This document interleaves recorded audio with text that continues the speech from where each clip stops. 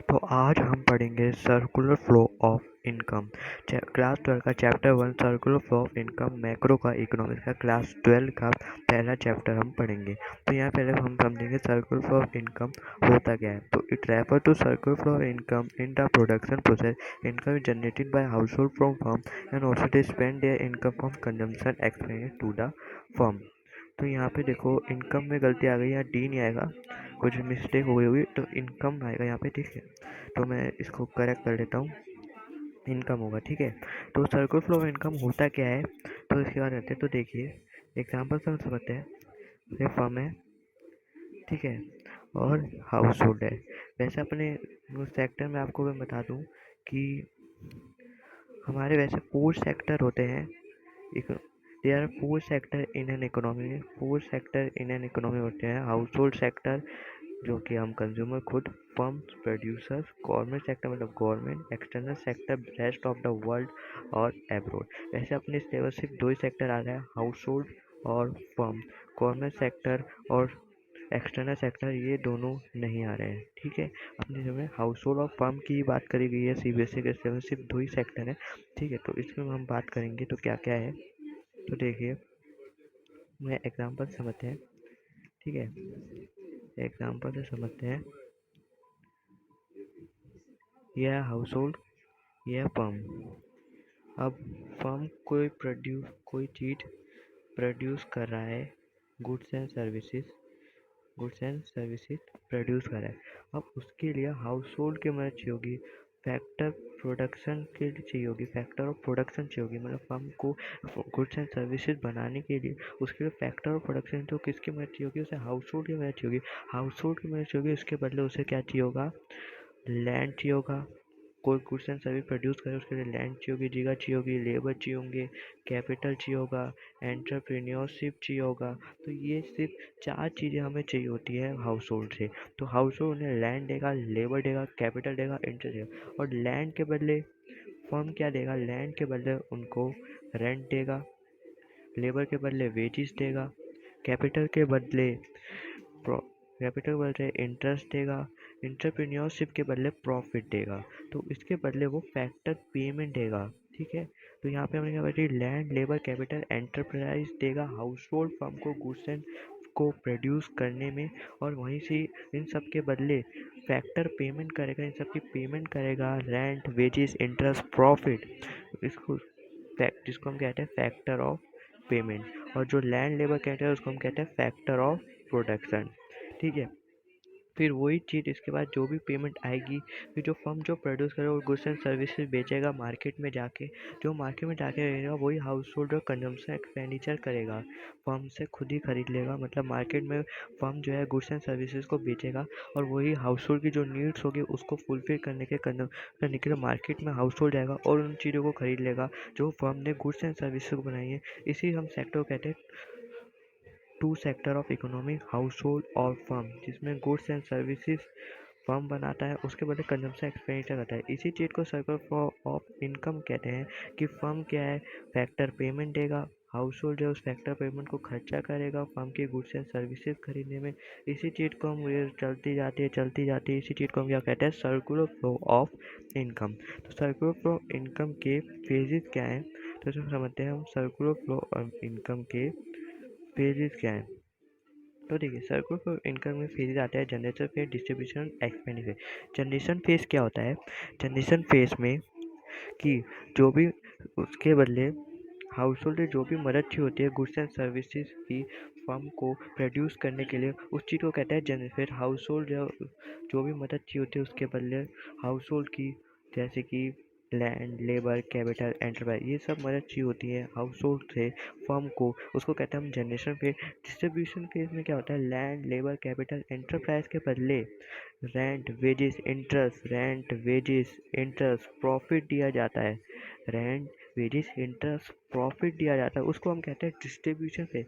Expenditure phase में क्या होता है, जहाँ पे हाउस होल्ड अपनी नीड्स को पूरा करता है और खर्चा करता है, मार्केट में जाके अपनी नीड्स को फुलफिल करता है और कंजम्पशन एक्सपेंडिचर करता है, इसको कहते हैं एक्सपेंडिचर फेज। तो यहाँ पे 3 फेज आपको समझ में आ गया, generation phase, distribution phase, expenditure phase. हाँ, इसके लिए आपको याद रहे तो इसको आप कमेंट में ज़रूर लिखिए, जनरेशन फेज, डिस्ट्रीब्यूशन फेज और एक्सपेंडिचर फेज। अगर आप कमेंट में नहीं लिखना चाहते तो बुक में ज़रूर लिखिए, इससे क्या है आपको याद रहेंगे generation phase, distribution phase and expenditure phase. ठीक है, तो इस तरह से आप याद भी कर सकते हैं। तो अब हमारा आता है कि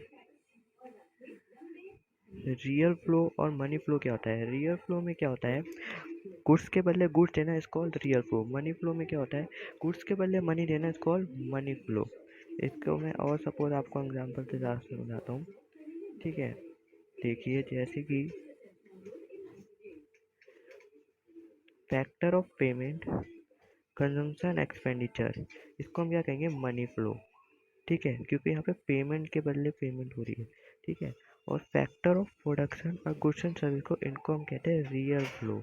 ठीक है, ये चीज़ याद रखना, हम रियल फ्लो किसको कहते हैं, factor of production, goods and service को हम रियल फ्लो कहते हैं। Money flow factor of payment, consumption expenditure को हम मनी फ्लो कहते हैं। अब यहाँ पे हम आगे चलते हैं, तो आगे देखिए, तो इसमें देखिए हमने बात करी रियल फ्लो क्या होता है, मनी फ्लो क्या होता है। अब इसके बाद हम इसकी मीन आसान हो जाएगा। तो रियल फ्लो और मनी फ्लो क्या होता है, इसका पहले मीनिंग क्या है, it is a flow of goods and services between firm and house hold. Flow of goods and service का होता है फर्म, जैसे कि हाउस होल्ड कुछ खरीदता है तो फर्म से गुड्स एंड सर्विसेज लेता है, तो उसके बदले गुड्स के बदले गुड्स लेना इसको रियल फ्लो। मनी फ्लो में मतलब मनी के बदले गुड्स लेना, हाउस होल्ड फर्म से गुड्स लेता है मनी के बदले, इसको कहते हैं it is flow of money between firm house hold, money flow. ठीक है, काइंड ऑफ एक्सचेंज मतलब एक्सचेंज होता है गुड्स एंड सर्विसेज का। एक्सचेंज क्या होता है, गुड्स के बदले गुड्स लेना, इसका एक्सचेंज होता है। ठीक है, इन्वॉल्व एक्सचेंज ऑफ किस चीज़ का एक्सचेंज होता है, इसमें मनी का एक्सचेंज होता है। ठीक है, और ये डिफिकल्ट होता है इन एक्सचेंज में, it may be difficult of barter system in goods and service. Difficult होता है एक्सचेंज करने में गुड्स के बदले गुड्स में, कि उसकी वॉन्ट्स जो है उसकी वॉन्ट दोनों की सेम है कि नहीं, ये करना बड़ा डिफिकल्ट होता है बार्टर सिस्टम में। बार्टर सिस्टम आगे चल के पढ़ेंगे, जो कि एक चैप्टर भी आपका बार्टर सिस्टम। ठीक है, वो और आपको क्लैरिटी यहाँ पे हो जाएगी डिफिकल्टी इन एक्सचेंज में। ठीक है, ये तो यहाँ पे देखिए there is no such difficulty case of money flow. Money flow में क्या है, कोई भी डिफिकल्टी नहीं आती है। क्या, कुछ खरीदा, कुछ के बदले मनी दिया, बस खत्म बात। इसमें बड़ी दिक्कत आती है। फिर अल्टरनेटिव नेम क्या है, इनके दूसरे नेम भी क्या है, इट ऑल्सो, इसको हम फिजिकल फ्लो भी कहते हैं, इसको हम नॉमिनल फ्लो भी हम कहते हैं। तो इसमें हम फिजिकल फ्लो और नॉमिनल फ्लो दोनों कहते हैं। तो आप कंफ्यूज मत होना, कभी रियल फ्लो की जगह फिजिकल फ्लो आ जाए तो फिजिकल फ्लो को ही रियल फ्लो कहते हैं और मनी फ्लो को ही नॉमिनल फ्लो कहते हैं। तो ये दिक्कत ना है। ठीक है, तो कभी ये कंफ्यूज मत हो जाना, पहले मैं बता रहा हूँ, और ये मोस्ट इम्पोर्टेंट है। ठीक है, मोस्ट इम्पोर्टेंट ये आएगा ही आएगा है, different between stock and flow. Stock और फ्लो का डिफरेंट बिटवीन क्या होता है, it refers to variable measure at a particular point of time. इसको हम स्टॉक है, पॉइंट ऑफ टाइम पे ये याद रखना, पॉइंट ऑफ टाइम, उसको हम स्टॉक कहते हैं। It refers to variable which is measure particular period of time, उसको हम फ्लो कहते हैं। स्टॉक जैसे कि गोडाउन में किसी को आप, जैसे कि मालिक ने बोला गोडाउन में चेक करके आओ कि अभी इतना स्टॉक है, इट कॉल्ड स्टॉक। तो पर्टिकुलर पॉइंट ऑफ टाइम में इसको हम क्या कहते हैं, स्टॉक। और पीरियड ऑफ टाइम में हम कहते हैं फ्लो। ठीक है, इसको मैं और एग्जाम्पल से आपको समझाता हूँ, ये टेबल से नहीं आपको। ठीक है, पर्टिकुलर पॉइंट ऑफ टाइम, जैसे कि well distance of Delhi to Noida. तो well distance of Delhi to Noida का जाने का वो पर्टिकुलर टाइम है, पर्टिकुलर पॉइंट ऑफ टाइम है, इसको हम स्टॉक कहेंगे। वाटर इन टैंक, टैंक में वाटर है उसको हम कहेंगे स्टॉक कहेंगे। बैंक डिपॉजिट क्या है, स्टॉक है। Population particular date of time पे हम क्या कहेंगे, पॉइंट ऑफ टाइम पे क्या कहेंगे, उसको स्टॉक कहेंगे। ठीक है, और जैसे कि pocket allowance, speed of car, speed जो बार बार इधर उधर फ्लो होती रहती है, सुई उसकी देखी होगी आपने कभी, इस तरफ ऐसे ऐसे होती रहती है, तो उसको क्या कहते हैं, flow. Travel to Delhi to Noida, flow. ठीक है, कार में ट्रैवल कर रहे हैं, दिल्ली टू नोएडा एक फ्लो है। आप कहेंगे वेल्थ और डिस्टेंस ऑफ दिल्ली का, तो हमने डिस्टेंस एक टाइम है, एक पर्टिकुलर पॉइंट ऑफ टाइम पे डिस्टेंस नापा है, तो स्टॉक है कि डिस्टेंस तो वही रहेगा। ठीक है, अगर हम ट्रैवल कर रहे हैं कार से दिल्ली टू नोएडा, तो छोटा भी हो सकता है, बड़ा भी, तो फ्लो भी हो सकता है। तो फ्लो ऑफ वाटर, वाटर है, flow of water from tank. ठीक है, demand supply, saving profit, loss nation, income production, GDP, investment etcetera. ठीक है, और stock not a time dimension, stock में not a time dimensional measure, particular point of time पे देखा था, इसमें कोई टाइम का फिक्स नहीं होता है, इसमें time dimensional measure only particular period of time पे देखा था। इसका नेचर क्या है, स्टैटिक कॉन्सेप्ट है, डायनेमिक कॉन्सेप्ट है। तो ये आपको याद रखना है। ठीक है, स्टॉक और फ्लो में ये भी बहुत मोस्ट इम्पॉर्टेंट टॉपिक है। ठीक है, स्टॉक और फ्लो भी मोस्ट इम्पोर्टेंट है, रियल और फ्लो भी बहुत है। तो आज की वीडियो हमारी यहीं तक थी। आपको पसंद आए तो वीडियो को लाइक करें, सब्सक्राइब करें, प्लीज़ सपोर्ट करिए। Thank you so watching.